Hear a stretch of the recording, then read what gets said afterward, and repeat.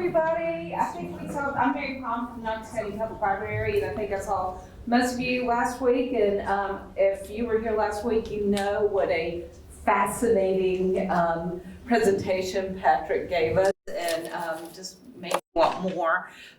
Really excited about this week and the next 2 weeks coming up. So share this with your friends, because I think it's a really important and interesting topic. And we are so pleased that we have Patrick in our community and is willing and able to come out and do these presentations with us. So Patrick, take it away.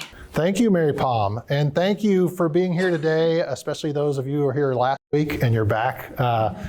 Last week and this week are really foundational discussions, and I think next week and May 25th, both again Thursdays at noon, we will get into the real meat of the subject matter when we talk about all sorts of issues related to AI in the third week, like ethics, like responsible AI, like legal and regulatory environments and things of that nature, accuracy, for example.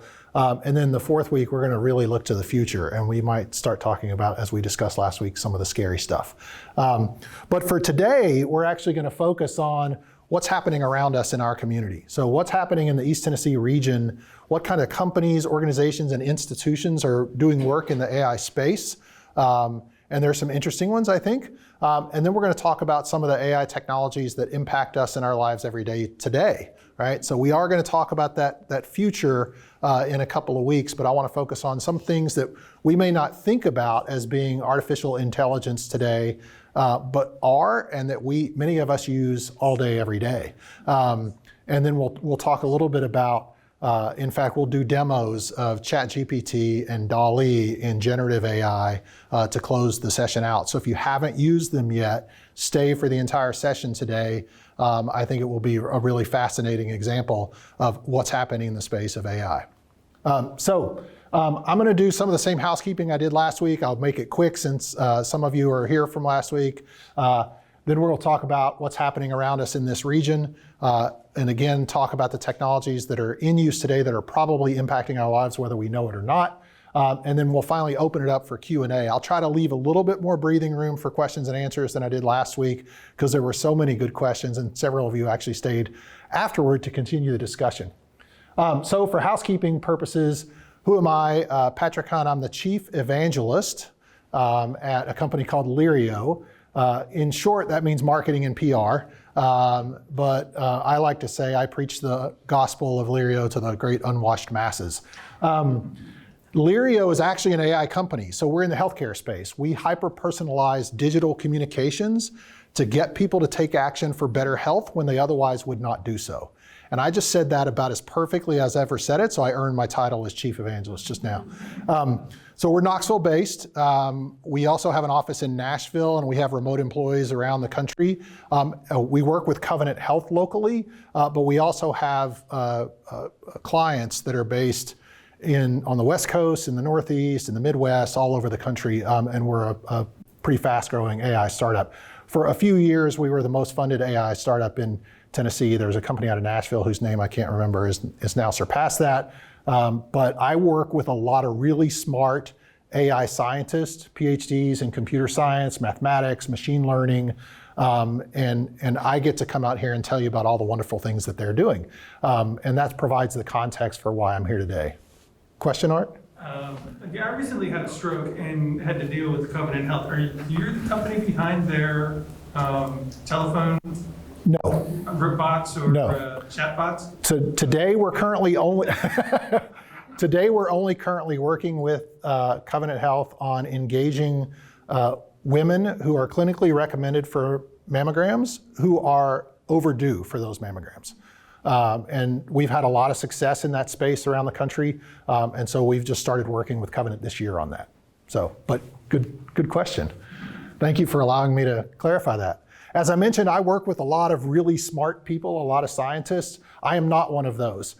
So this talk and the two that we have in the future will be very general interest. We are not going to go deep in the technical side of things. And there's a really good chance I might say some things that are incorrect from a technical perspective. So please keep that in mind. I will tell you that I actually had a really lengthy conversation with our chief AI scientist yesterday in the office. And he has a slightly nuanced definition to the working definition of AI that we came together on last week. And basically, he will argue that there are a lot of technologies today that use foundational elements of AI but aren't actually AI. So maybe data science, large data sets, things of that nature, but they're not inferring and making decisions. Those software solutions may be rules-based, for example. They may feel magical. They may feel surprising in the results that they generate, but they aren't AI. I'm going to continue to take a little bit broader definition of AI for our discussion purposes because I still think there's a lot happening in smart systems, even if they're not AI, that impact our lives that I think are interesting and important to know about. And as I said last week, I had a lot of fun putting this talk together. The first thing I did was go to ChatGPT and say, give me a 35-minute presentation on how AI is being used in the Knoxville community. And I got that. And then I went to 4 other generative AI solutions to do the same thing. I then asked them to do me a slide outline for those presentations and then looked at all of that, decided what I liked about it, didn't like about it, and created the presentations I can deliver today and in 2 weeks and a week. So had a lot of fun using the tools and technologies that I'm going to describe to you today and in the next 2 weeks, actually putting these presentations together. I'll talk a little bit more about that as we get into this.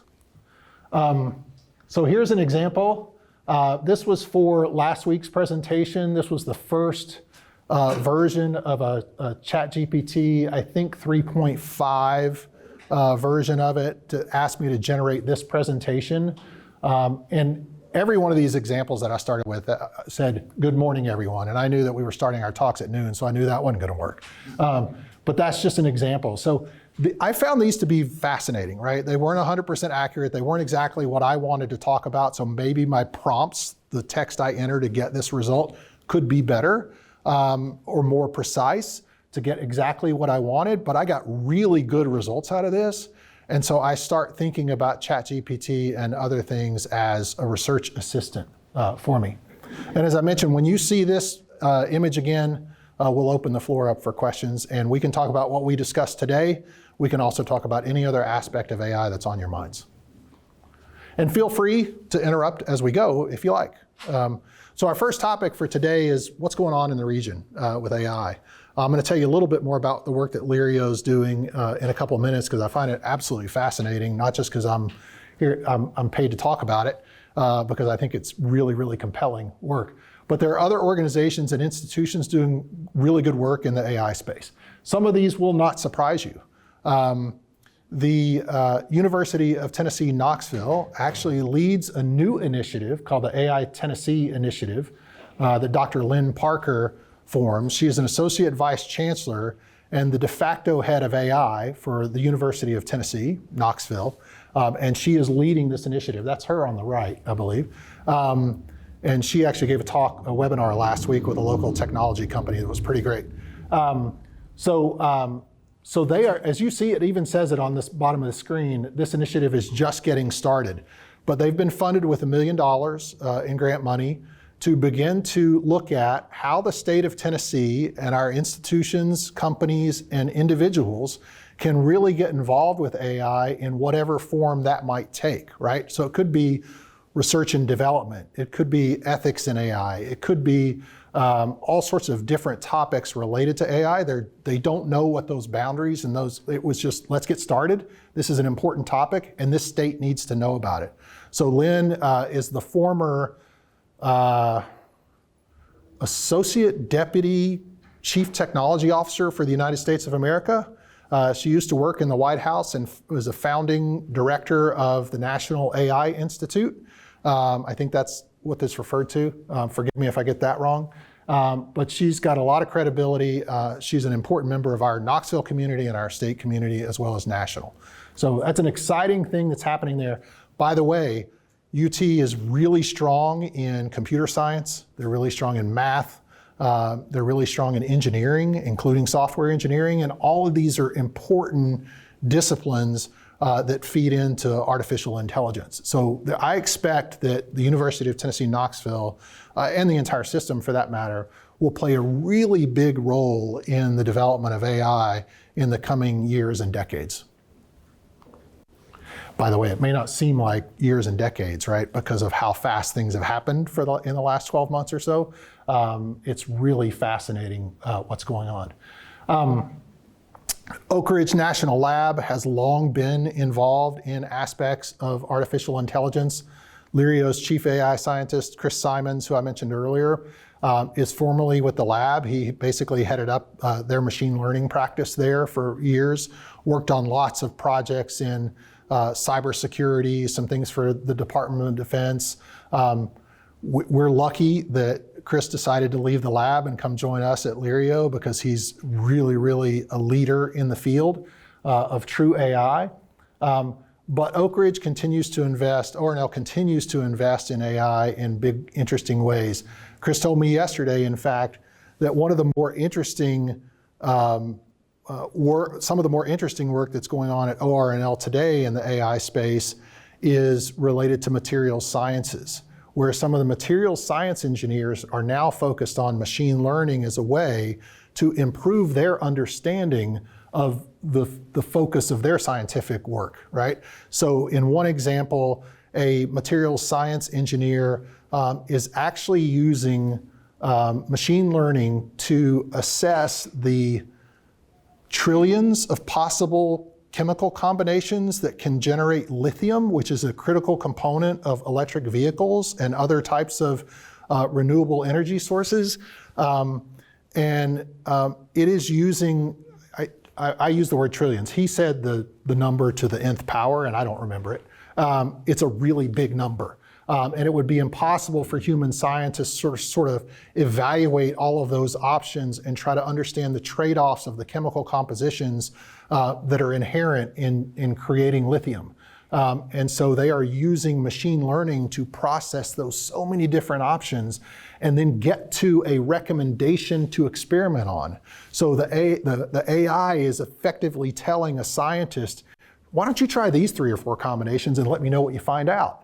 And then they feed more data back into it based on their learnings of that, and they can hopefully get to more efficient, productive production of lithium for electric vehicles than they otherwise would be able to. So much faster to market for that type of solution. So fascinating stuff. And if you guys know, so they're doing, I found this to be the SNS, the spallation neutron source, I think it's called. Again, I'm not a scientist, but basically they shoot a beam of particles at a really high rate of speed to understanding what's happening at a subatomic level. That's how I would translate that into everyday language. They are now using the same kind of image and pattern recognition at the subatomic level that things like Google Images use for pictures of cats, which we'll talk about. We talked about last week, I'll talk about it again today. To understand what's happening at the subatomic level. Really fascinating stuff, and again, gets way over my head really quickly, but they're doing some cool stuff at ORNL. Recently, we had the first accelerator for the Techstars Industries of the Future. So Techstars, based out in Colorado, is probably one of the 2 world-leading business accelerators that exist today. The other being Y Combinator.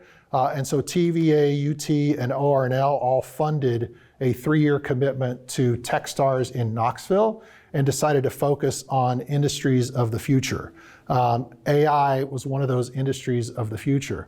They're just right over here up Gay Street, a couple blocks in the old Regions Bank space, across from the Embassy Suites Hotel now.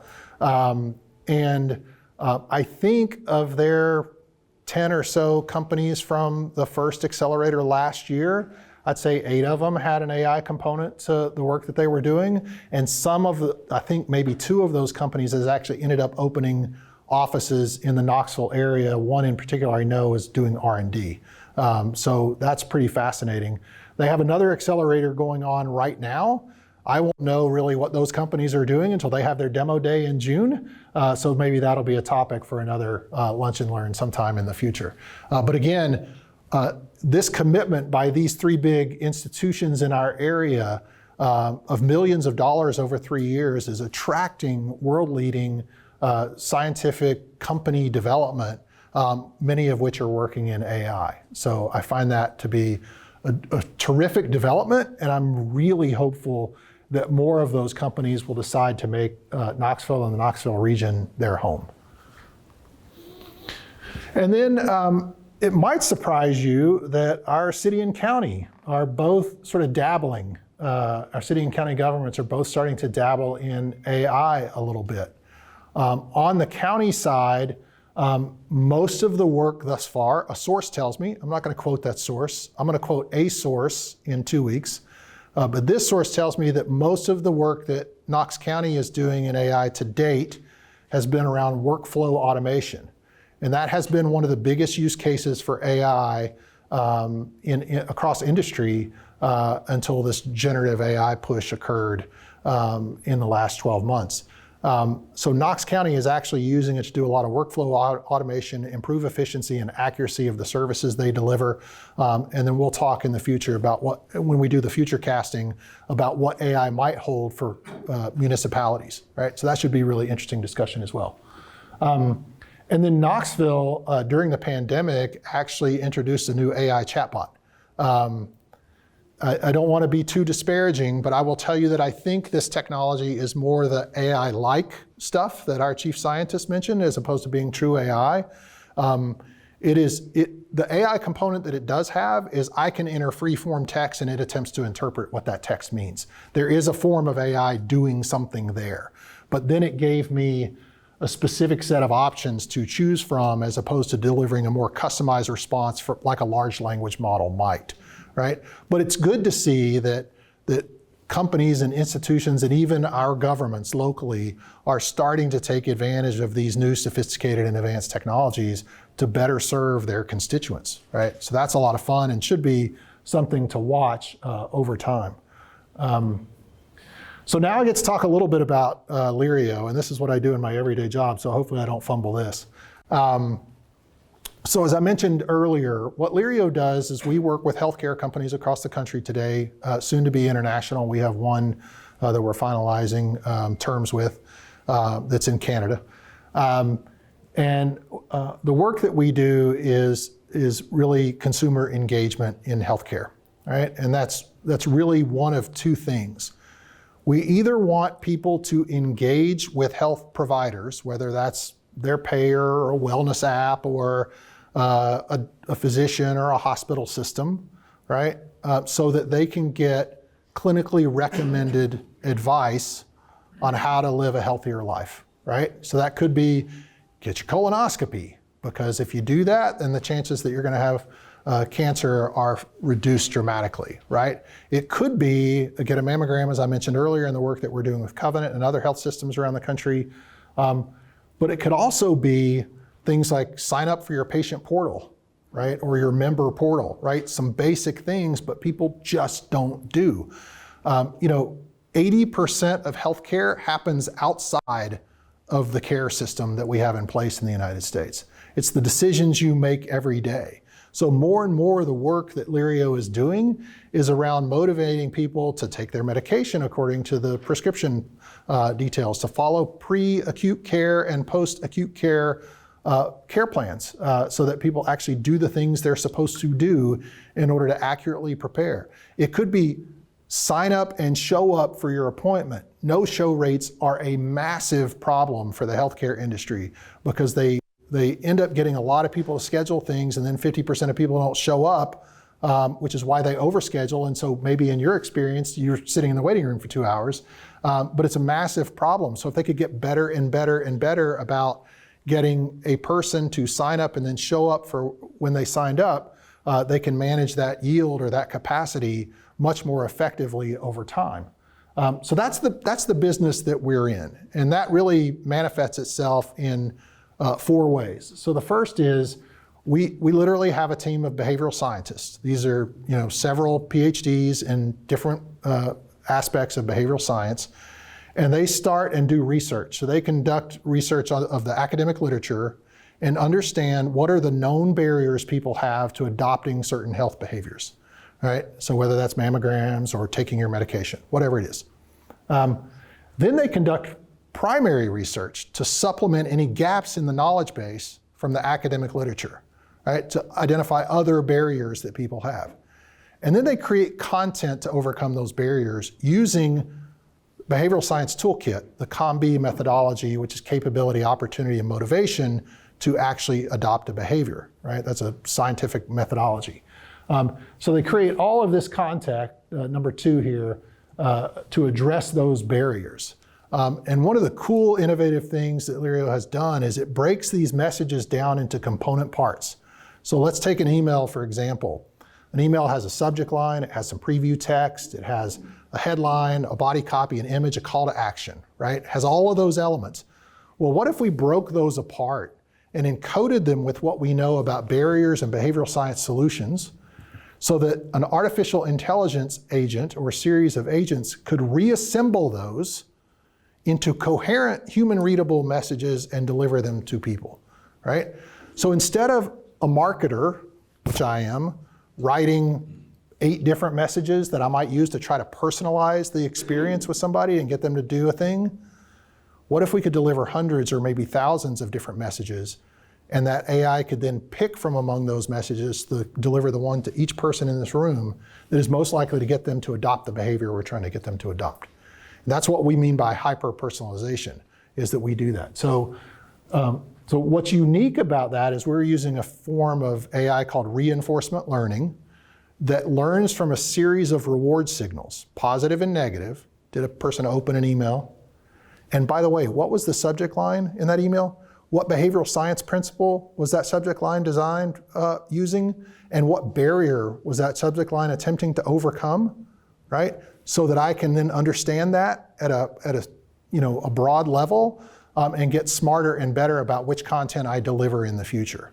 And that's really what's super unique about the work that we're doing and the reason that we see 4 to 8 times better results than control groups that we compare our actions to.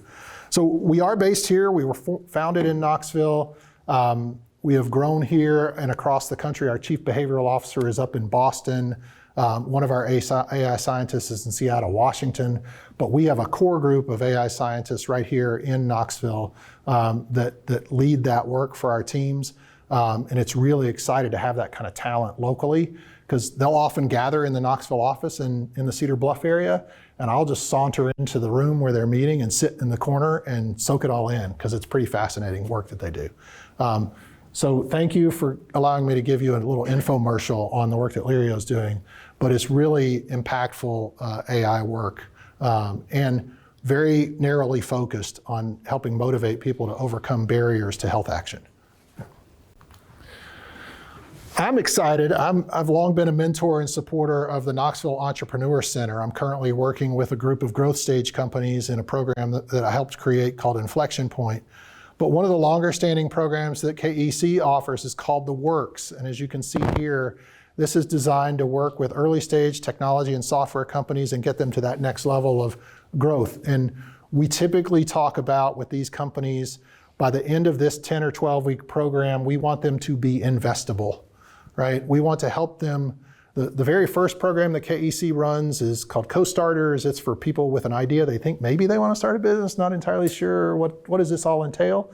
The next one is what's the big idea? So somebody's decided, I've got this great idea. Then we teach them how to talk about that idea as a business, like how to pitch it. So it's actually a pitch competition. And then the next stage of growth is The Works, where we try to get them to be ready to be investable. So how do they prove product market fit? How do they show return on that potential investment down the road? Those types of things. And why I bring it up today is because this summer's version of The Works, the 2023 version of The Works, is going to be focused exclusively on startups using some form of artificial intelligence in their business. So one example is a company that is working with a ton of B-roll video footage. So that's the footage that gets created in a video shoot that is used for sort of atmospheric, so it's behind a narration or behind some on-screen graphics or something like that. Art could explain this better than I can. So you shoot a 2-minute commercial, for example. That's a long commercial, a 60-second spot, right? You shoot for a day or 2 or 3, right? And so there's tons of footage, and a lot of that gets turned into what's called B-roll footage. Well, this company has created an AI-based solution to automatically tag and categorize all of that B-roll content. So the AI is actually looking at the video and understanding that's a red pickup truck, that's a rural setting, that is a family in that setting, that's a picnic, right? So I just made that scene up. But it will pick those things out of motion video without any intervention. And so now you've got all these 3 days worth of video that you could use for some future project, and you can search it and discover it based on those automated AI-based keywords and categories, right? Really fascinating stuff, early stage. Another one is using machine learning to help coach non-native English speakers in improving their English speaking capability. Again, fascinating. It's listening as they speak. It's hearing the conversation and then delivering tips for how to improve their English speaking language based on what it's actually observing. And that's 2 machine learning engineers at UT, again, doing fascinating work. So it's going to be an exciting summer for these 5 or 6 companies, and I'm thrilled to be involved with those guys. So that was a survey of AI in Knoxville. There's been a couple of other companies, most notably I think Local Motors was doing some work in autonomous vehicles, so self-driving vehicles. They launched something called Ollie, which was they were known for 3D printing car parts. They 3D printed Ollie and then used autonomous driving to try to make it a driverless taxi system basically in downtown Knoxville. Unfortunately, they ran out of funding. We're not able to acquire more. That's a big complex problem to solve. And so in 2022, I think they shut down. And then there was another company, it was not Knoxville based, but they were basically trying to do the same thing with a water taxi, and Knoxville was supposed to be their first location to get from South Knoxville to downtown. And that did not last long either. I don't know the full story behind that one, as well as Local Motors. So there have been some other companies. Does anybody here have another example that you're aware of that I'm not aware of? Possibly. I know Discovery is using, and I don't know, it's somewhere on the spectrum of AI. I'm not sure exactly where it is. Definitely machine learning. They're using machine learning for there's a lot of networks out there that, if you looked at Discovery's litany of networks, there's a lot of them that you're like, I don't know what that is. You know, Yep. And they're very niche networks that air in space that they have contracted for, that they have to fill, but aren't really worth putting, like taking their dwindling human capital and putting it in to operate those networks. So they're using machine learning to fill out the schedule, put in, like insert commercials, all that kind of stuff, so that they're not having to pay a bank of humans to work on a network that's generating only $20 or $30 million, which seems like a lot of money, but when you figure that the big networks in there are generating billions of dollars, something that's only generating $20 or $30 million, well, it's profitable, it's not really worth putting a bunch of human capital into. Yep. You know what I mean? Especially when, unfortunately for investment purposes, they are trying to slough off as much as human capital as they can. And they're using machine learning as a means of trying to operate those networks without a lot of input, not a lot of resources in, but still gaining the resources from them. Yeah, it's a great example. Thank you, Art. So that goes back to what I was talking about with Knox County and workforce automation, right? So there's a lot of AI, machine learning in particular, being used to automate processes to make organizations become far more efficient and require less human capital, because human capital is among the most expensive capital for many, many types of businesses. Not for all, but for many. Great example. Any others? Awesome. All right, so let's talk about AI that's already impacting us here in Knox County, right? And I keep focusing on Knox County because we are doing this on behalf of the Knox County Public Library, just in case you were wondering. All right, so I brought up this example last week when we talked a little bit about the history and the typical use cases of AI. You may use Google image search often. You may not have known that this is a form of artificial intelligence. It is. The way this transpired was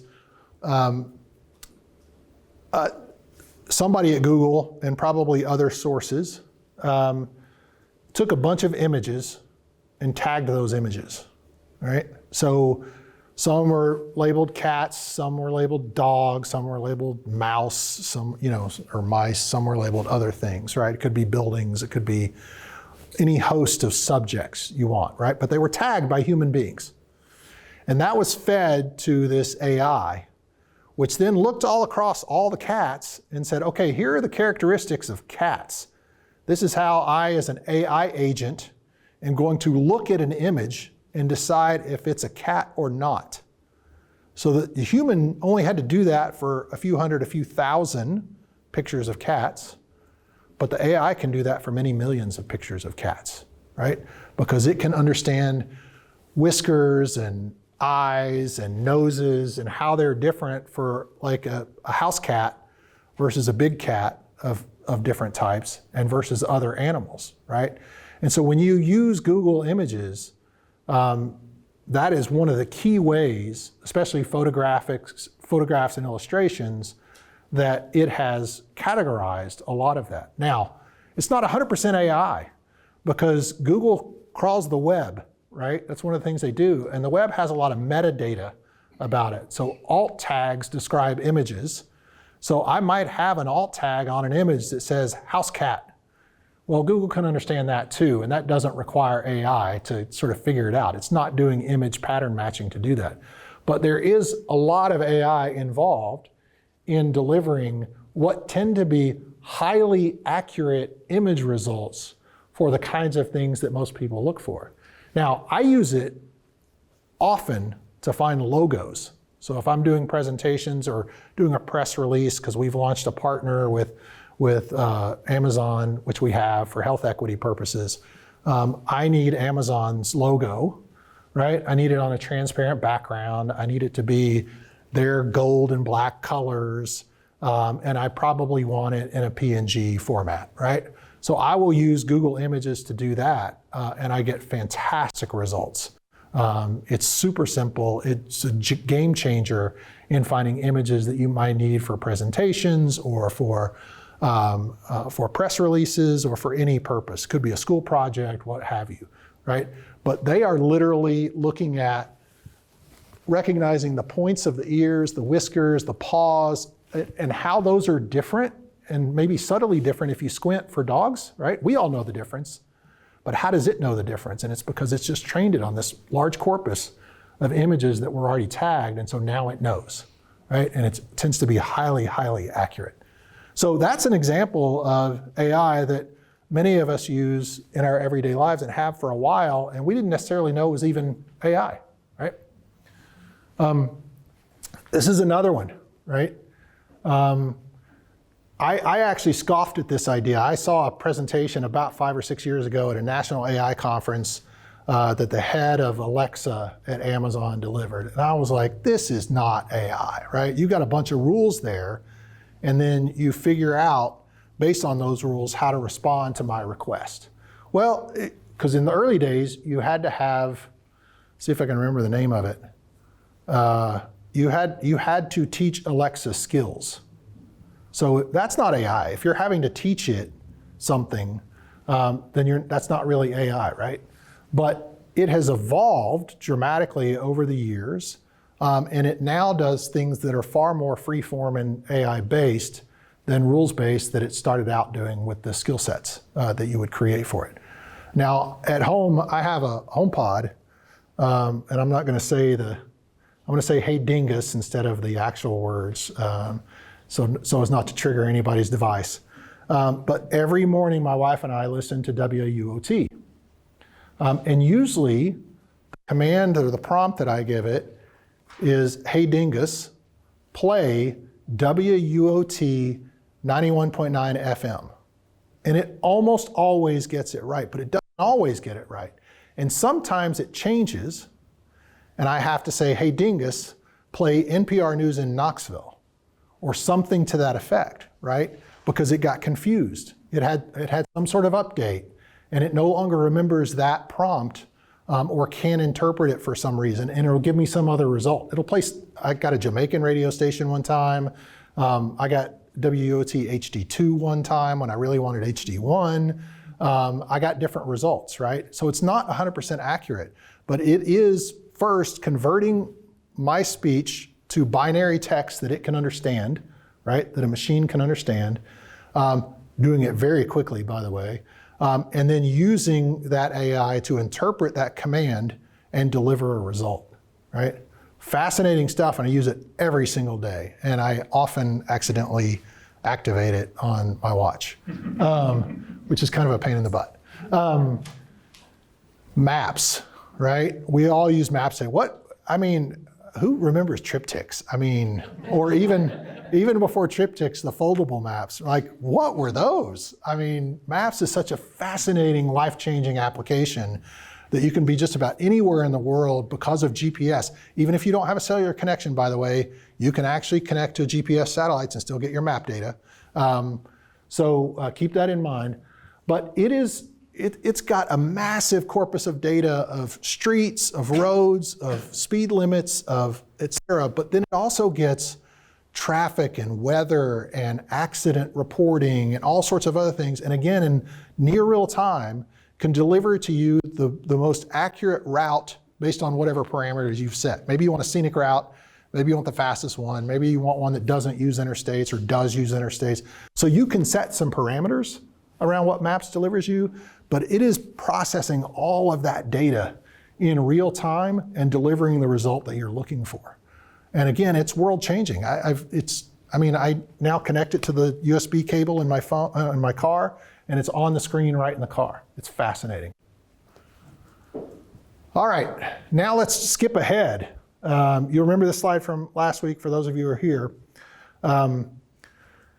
What has made this such a really topical subject has been the last 12-month advancements in what's called generative AI. And what generative AI means is that artificial intelligence that generates something. Right, so that's all that means. But you'll hear that subject in news reports. And the two main areas that generative AI is focused on right now, and that have gotten all this attention, are generative AI for images and generative AI for text. And by the way, there will likely be other generative AI solutions out there. I think Google just released their music generative AI last night. Yeah, so Google's got music. There was the Drake AI thing experiment not too long ago that faked everybody out, was actually AI generated Drake song. There's all sorts of other things happening, but images and text are the two big ones that are sort of in the marketplace today. Last year in the summer, I think maybe spring, product called Midjourney was released. And then that was followed by OpenAI's DALL-E, D-A-L-L-E. And both of those are image generative AI. We're going to use those today. So if you haven't seen them yet, get ready, because we'll try to have some fun and actually demonstrate those so you can see what they can do. And I have not done so I hope they work. And then in the November-December timeframe, OpenAI released what we talked about last week, ChatGPT, which generates text, which is based on large language models. So now next week, when we get into some of the legal issues, that's one of the topics we're going to talk about. How did these companies train their AI to generate images and text? Well, they had to have massive libraries of images and text. Well, where did they get that? Well, from a text perspective, there's lots of AI that's open and available to anybody on the web that they can go out and get, just like Google does it for search results, right? As long as they don't violate a copyright, like actually presenting you the exact same text that they had before, then they're within their legal rights, right? With images, it's a little bit different in some ways because Midjourney, I think, I don't know about DALL-E, one of them actually generates images occasionally with image watermarks on them. So that means they are getting the image data from protected images and as opposed to that's freely available on the open web. And so that's where the legal issues. So we'll dig into that more next week. But we're going to actually use ChatGPT and DALL-E today to actually demonstrate how those are working. I guess I should get to that because I want to leave time for Q&A. I did want to revisit this topic because it became more and more apparent over the last week. But I think the way to think about these demonstrations that we're about to take a look at, use them as an assistant, a research assistant, a writing assistant, a marketing assistant, a design assistant. I use it all the time as a marketing assistant. Not only creating this series of presentations, but I did a social post for Lirio yesterday that was all about Nurses Day, which was last Saturday, Nurses Week, which is this week, and Nurses Month, which is the month of May. And I did one post for all of those, and I said, generate me a post about Nurses Week. It gave me 3 or 4 options, and then I edited those down to what I really wanted to say and what the Lirio brand was all about. So I used it as a research assistant, and it was very effective. All right, so let's get to the demos. Who in here have used ChatGPT? So a few hands, but not everybody. See if I can do this effectively. It's behind. All right, so this is ChatGPT. I think I mentioned last week, I have the paid version. I think it's $20 a month. It's worth it. If you're going to use ChatGPT at all in your work or your life, pay for the upgrade. It's significantly better. It's a little bit slower. So if you're in a huge hurry, you can always downgrade to the 3.5 model. But the 4 model is significantly better at generating results. And not only my mind, but everybody I've seen report on it or talk about it. It's a pretty simple interface. It looks a little bit like a chat bot. At the bottom, you see this box where you can send a message. And then at the top, in the middle of the screen, we're going to get the answers for whatever the question we ask. What's really cool, you can see over here on the left, it is saving the results, and it's actually generating a name for those results. And you can see National Nurses Week 2023 on the left that I used yesterday to create my social post for. And it's missed the mark on a few. It just says new chat. So there's chats behind those, it just hasn't named them yet. So I created some prompts, but we'll take those from you guys as well if you want to. See if I can find my document. So this one is about, we're here in the East Tennessee History Center. So this first one is asking ChatGPT to write a brief history of the city of Knoxville and limit it to 1 to 2 pages. So let's see what it comes back with. All right, it's numbering the pages for me. All right. So it's now generating a written narrative, completely unique and original, based on that large language model that allows it to predict which word is likely to follow a previous word to make human readable text, right? So the new settlement grew rapidly. In 1791, selected as the capital of the Southwest Territory, right? Now, I will tell you, I don't know enough off the top of my head about Knoxville's history. I know that's generally in the right neighborhood. And so now if I'm using this as a research assistant, I'm going to trust but verify, right? So I'm going to go out and do my own verification of the data that this is generating for me. But it's fascinating. Now, if I use GPT 3.5, this would happen a lot faster, but the text, the prose that it's generating would not be nearly as good, as well written, or as accurate as this is. So it takes a little bit longer if you use version 4. So you can see that it added a title for it over on the left-hand side. I can edit that title, I can delete that whole chat history, but now I have literally a 2-page history of Knoxville, and it's now time for me to go find out if this was correct. So now I want to say, let's instead condense this down to a much smaller, more manageable bit of content. And so it knows the context of the prior conversation that I had with it, the prior question I asked and the answers that it gave me. It remembers that context because all I said was condense this for me, right? So now it's taking 2 pages of text and it's going to put it, I guarantee you, into 3 paragraphs because anytime I've given it a range, it's always taking the upper end of the range. That's a bit of an oddity that I've noticed. Maybe I'll be proven wrong on this one. You can see these paragraphs are a little bit longer than they were in the prior version. That's totally random. There's no human decision making going on into that or parameters that have been set. It's just predicting which word should follow another word. I am proven wrong. It only took 2 paragraphs to do that. And now finally I'm gonna take that and I want to turn that into a slide. So instead of 2 to 3 paragraphs, excuse me, I'm changing apps. Having this behind me is really throwing me off. Instead now I'm going to say, give me some bullet points. And take that even further down and give me just 3 to 5 bullet points on this same topic. It actually bullets them. I did a demonstration earlier this morning and it numbered them. And as opposed to bulleting them. So I thought that was kind of interesting. It's still a list. It's just a numbered list instead of an unordered list. But it was pretty fascinating. I find this to be absolutely fascinating. If you do any writing in your work, you've got your new research assistant right here. It's fascinating work. That's why it's one of the most fastest adopted technology products in history. All right, let's do one set of images. Who wants to give me a prompt for an image for this purpose and have it generate? Somebody give me a prompt. I want to see it generate one of your bullet points. Oh, you want to illustrate the bullet points? Ooh, let's see. Maybe the sun sphere? Okay. Let's just, how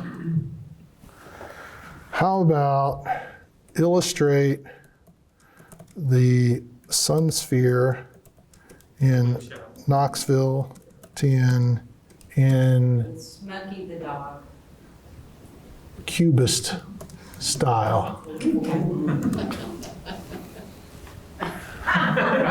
So that's not it, it's generating it. It's gonna give us 4 options. So DALL-E currently, and I'm also paying for DALL-E, unfortunately, which is $20 for a set of credits. So it has created these 4 images for me to choose from. I could actually go through a series of steps to refine one of these, pick and refine if I wanted to. So if I'm a magazine editor or website editor, or I'm really wanting to illustrate that history that we just created, I could ask for it in an image of Knoxville, Tennessee in sepia tone, foretelling the AI renaissance, right? And who knows what we might get if we did that. But that could be a great way to sort of follow that up. But you can see these are all pretty close to looking like they might be the sun sphere in some way, Cubist style. Pretty fascinating. One of the more classic ones I saw was an image of Donald Trump sitting at a desk with a Diet Coke or something, looking sad or something like that. And it was so dead on, it looked like it was an illustration off the cover of the New Yorker. I mean, it was amazing. So again, next week and in 2 weeks, we're gonna get into issues in the future, and we can dig into those things like what is the impact on illustrators and writers, right? Just from these 2 examples. So we'll have lots to cover. So with that, questions, and I've got one already. Well, in regard to, let's say you do a magazine article and you illustrate it with the AI technology, are those images copyrighted now with your article? Or how does the copyright work, or is there one? So I don't know the answer to that yet. I actually have a meeting tomorrow with a lawyer to prepare for the legal issues for next week. I can tell you next week. That is actually one of the key questions I have. I have a limited understanding of the answer to that question, and that is it depends on what you're using, because some models are still drawing from what they've learned across scanning, so they all essentially are web crawlers, like old school web crawlers. Yep. They use that technology to gain their imagery. or their base imagery. And some of those may be copyrighted? And so some of the text, I believe DALL-E generates its own images, but some use other images to generate, and you have to be careful because it's in the fine print of the agreement you sign when you use it. Some will tell you can use these as your own copyrighted images. Once you generate it, it's yours. And then others will tell you that these are non-copyrightable images. And so that's where you have to be careful, but it is in reading the fine print of of the technology. A lot of times if you're paying for it, that's a good indication that you're paying for the ability to generate an image that is yours.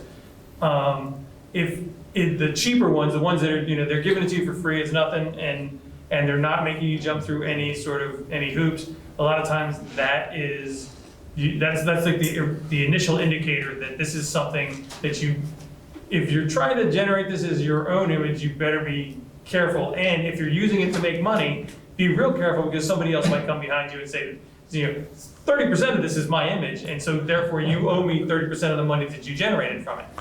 Not any different than that Ed Sheeran copyright case with the riff of chords, right? So very similar to that, right? Yeah. Is there any way for somebody that's reading or looking at this to tell it was generated by AI? That's one of the big sort of ethical and problematic challenges we're going to talk about next week. Okay, I'll wait. No. I'll attempt to answer it in brief here. With text, it is much easier to use a text analyzer to discern with greater accuracy whether that text was generated by AI or not than it is to use any system to discern whether an image was created with AI or not. Now that may change. All this stuff is evolving so quickly. But right now, text is far easier to identify if it has or has not been generated by AI, and images are less so. Yeah. I think that's one of the ethical things that I've heard discussed is that AI, because AI learns from things, from input. So you run the problem with they were discussing regulation. You run the problem with any kind of, like, the second you write down that regulation, you give the formula to get around it.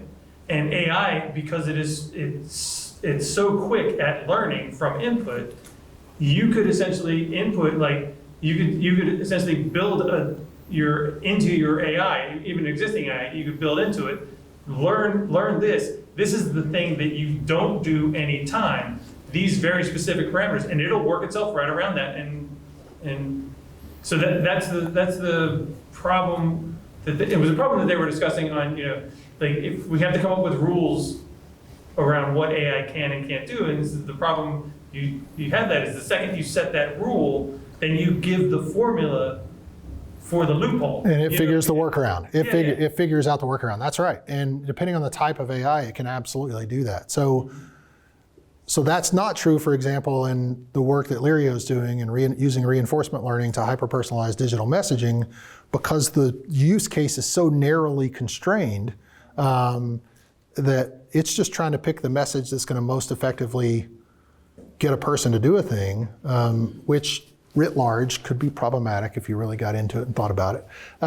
But it's not the same thing that you're talking about that has this broader sort of parameters to operate within. Yes? Just a quick one about your verification process. Yes. So when you showed the bullets or the paragraphs about Knoxville's history, what source would you verify it against? Well, I'd start with this East Tennessee History Center. No, I would do like any responsible researcher might do, and I would just look for whatever subject I'm researching. I would find what I consider to be the most reputable source for that type of information, and I would try to verify that. Because what I'm hearing is citations are a big issue with ChatGPT. That's correct. AI. So how is that, again, talk for next week in terms of how we're going to find a way around getting the right citations. Yeah, so what she's referring to, for those who weren't here last week or haven't heard of this, the large language models like ChatGPT have a habit of hallucinating. And the most common form of hallucination for these large language models is to fabricate a citation of a publication and an article in that publication, neither of which may have ever existed. So it will sound authoritative. And scientists today don't yet fully understand why that's happening. They know it's happening and they're working to solve it, but they don't yet know why that's happening. That happened for Lirio. We used it for something, and it said that our scientist was published in this journal with this article on this date. The journal doesn't exist, therefore the article couldn't have existed on that date, right? So it's actually happened in our own experimentation with a named Lirio scientist. So it had the name of the person on our staff. I can't remember which one it was, Susanna Blasick maybe. But it's pretty fascinating. So there's a lot to uncover there. We will talk about it a little bit more next week and the week after. It's a known problem and they are working hard to address it. My question is right on the, would you end up spending as much time researching and validating to know that it's accurate as you would to just write your own piece? So maybe if you're working on like a history project, for example, like the examples we use today, which might not have been the best, but in the work that I do in particular for marketing, it's a significant time saver. Like one of the hardest, so I'm juggling a lot of plates, right? Or spinning a lot of plates, juggling a lot of balls, whatever the metaphor is, get them all mixed up. And so one of the hardest things to do for me today is to create from a blank slate. So if I need to create a blog post or a social post, I got a general idea of what I want to talk about, but if I've got a blank piece of paper in front of me, like I might get up and go for a walk or get a cup of coffee or find anything to do except start writing. And so instead, I go to ChatGPT, give it a prompt, get something back, and boom, now I'm on the road. I'm going to write my own content. I mean, there are people out there who are not going to do that. They're going to copy and paste. I mean, there's a function in ChatGPT for copy. You click the button to copy what it generated for you. There's a publication in technology, and I can't remember the name, that actually started, sorry about that, that actually started using auto-generated stories without letting their audience know about it. And they got in some hot water with that audience. Yeah, so it was a problem there. You had a question? Yes, so on the paper, if you had said, write a two-page paper on the history of Knoxville and cite sources, are you saying that it could make up sources and actually list a false source? I'm saying it could. I don't know that it has. I know that it has created citations out of thin air, even if not asked for them. I don't know about the specific use case that I'll try to find out. I'll try to do it. And is there a way that like university professors will be able to click on text to see if it was copy and pasted from an AI generated paper? So my understanding today is that AI detection software for text is about 70% accurate. So about 70% of the time, AI detection software can identify correctly whether text was generated from AI or not. That's my understanding of the current state. Theoretically, though, taking straight out of AI isn't any different from any other era's plagiarism and copying straight out of the encyclopedia. You know, like in my day when you were doing the term paper, you had to figure out how to rewrite the encyclopedia article so it wasn't plagiarism. So it doesn't sound that different from any other eras. Well, good on you for telling on yourself for that. I did rewrite it.